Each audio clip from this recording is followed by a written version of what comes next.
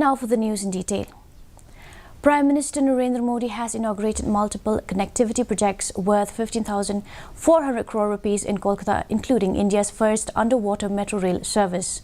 The new metro line, called the Howrah Maidan Esplanade section, will be the country's first transportation tunnel beneath a major river.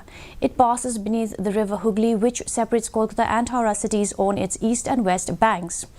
The Howrah metro station, part of this new line, holds the distinction of being India's deepest metro station.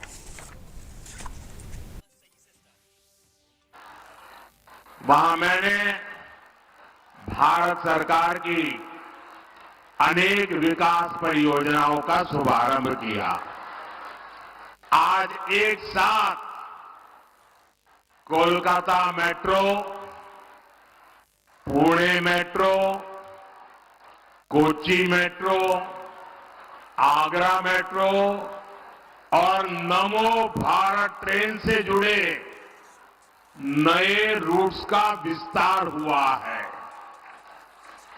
देश के public transport को आधुनिक बनाना भारत सरकार की प्राथमिकता है। कोलकाता तो वो शहर है जिसकी मेट्रो को देखकर कितनी ही पीढ़ियां बड़ी हुई है। मैं बचपन में जब पहली बार कोलकाता आया तो एक आकर्षण था, जरा मैं मेट्रो देखूं।